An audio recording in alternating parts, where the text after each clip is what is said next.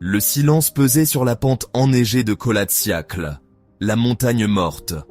Le 26 février 1959, la tente des randonneurs disparus fut retrouvée, découpée de l'intérieur, abandonnée dans la neige. Les alpinistes avaient fui sans bottes ni manteau, laissant tout derrière eux. Le mystère du col de Dyatlov commença par une tente silencieuse et vide. Mené par Igor Dyatlov, 23 ans, le groupe de 10 partit pour Otorten, une montagne isolée de l'Oural. Tous étaient des randonneurs expérimentés de l'Institut Polytechnique de l'Oural, prêts pour un trek hivernal de catégorie 3, le plus difficile. L'équipe comprenait 7 hommes et 2 femmes, avec Semyon Zolotaryov, le plus âgé, rejoignant à la dernière minute. Yuri Yudin, le 10e membre, fit demi-tour tôt à cause d'une maladie, une décision qui lui sauva la vie. Les journaux et photos du groupe montrent camaraderie, rire et optimisme, alors qu'ils voyageaient en train et en camion jusqu'à Vijay, la dernière colonie. Leurs enregistrements capturent la beauté de l'Oural et les défis rencontrés, mais aucun soupçon de peur ou de pressentiment. Leur dernière entrée de journal, le 31 janvier, décrit les préparatifs pour traverser un col sans nom, plus tard appelé col de Dyatlov. Le mauvais temps les a déviés de leur route et ils ont campé sur la pente exposée de Kolatsiakl. C'était un endroit risqué, mais pour ces randonneurs expérimentés, cela aurait dû être gérable. Personne n'aurait pu prédire que ce serait le site de leur dernier moment, inexplicable. L'unité et l'habileté du groupe rendent leur destin d'autant plus mystérieux. Leur optimisme a disparu dans la neige, ne laissant que des questions. La tragédie était en marche. Les derniers jours du groupe sont conservés dans des photos et des entrées de journal troublantes. Les images les montrent en train de creuser une fosse à neige, souriant et travaillant ensemble, apparemment inconscients de tout danger. La dernière photo est un cliché flou d'une étrange lumière orange dans le ciel. Sa signification est toujours débattue.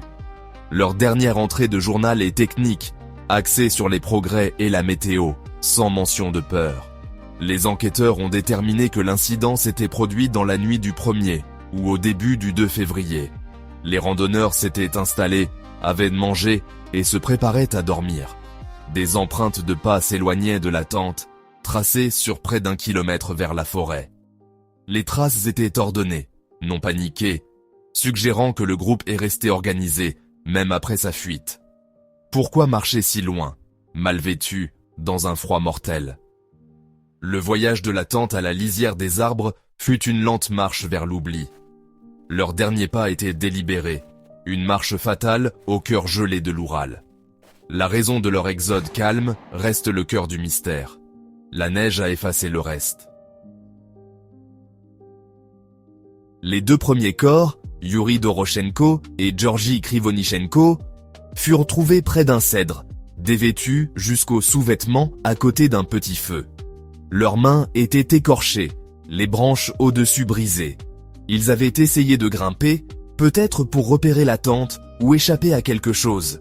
L'hypothermie fut la cause officielle du décès, mais pourquoi étaient-ils si mal vêtus? 3 autres, Dyatlov, Kolmogorova et Slobodin, furent découverts entre l'arbre et la tente, comme s'ils tentèrent de revenir. Slobodin avait une fracture mineure du crâne, mais tous sont morts de froid. Ils étaient les mieux vêtus, mais toujours mal préparés pour la nuit brutale. L'espace vide entre eux, et la tente se moquait de leur lutte désespérée. 4 randonneurs manquaient toujours, et l'espoir de retrouver des survivants était éteint. Les chercheurs continuèrent, sachant que les derniers corps détiendraient les secrets les plus sombres.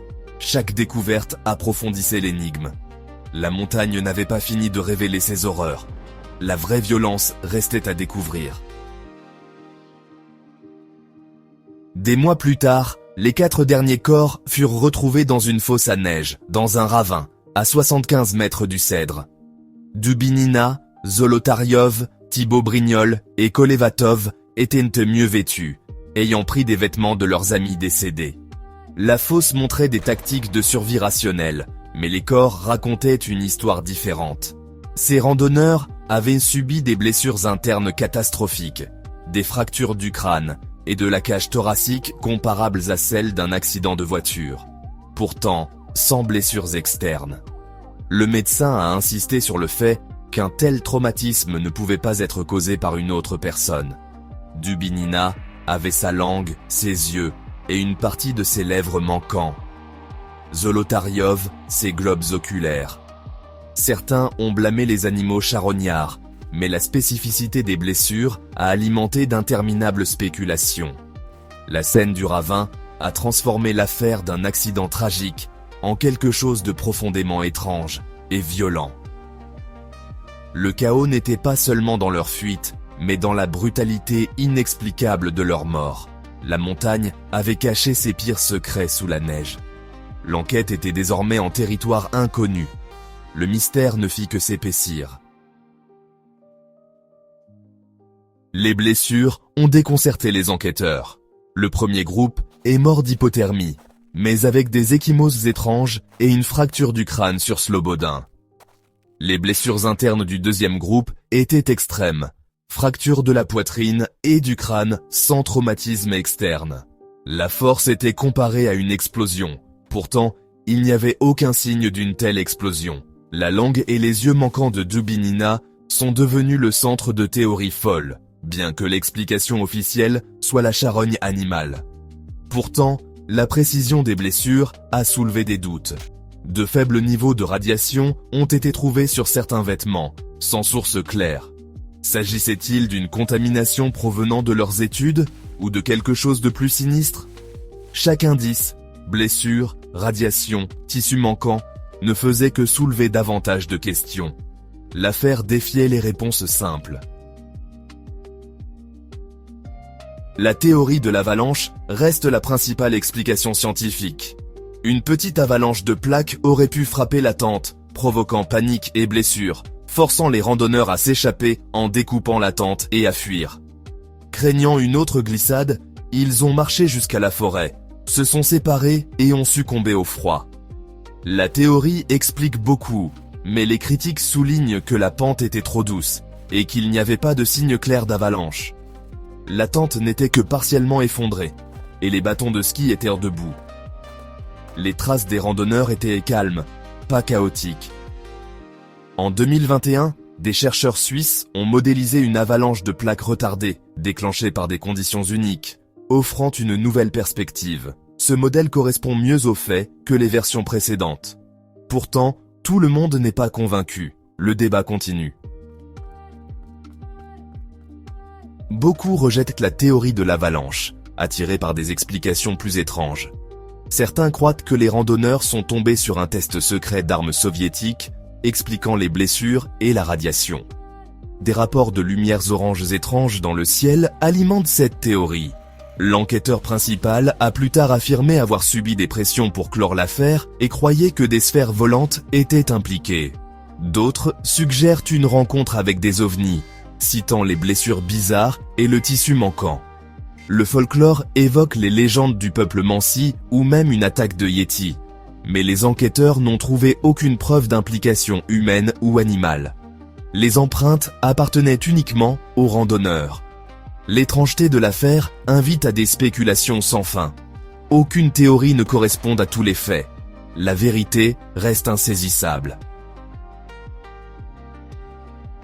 Des décennies plus tard, l'incident du col de Dyatlov perdure comme un mythe moderne glaçant.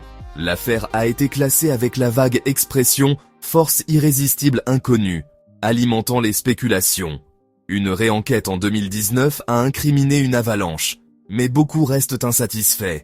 Le col porte désormais le nom de Dyatlov, un mémorial aux 9 randonneurs perdus.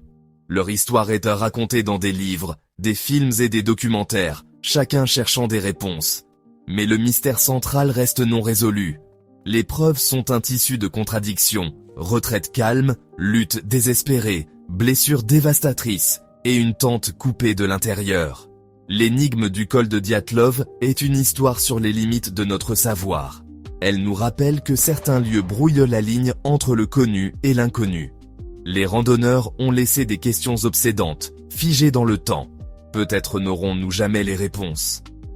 Le silence de Colatchiacle garde ses secrets, et le mystère perdure.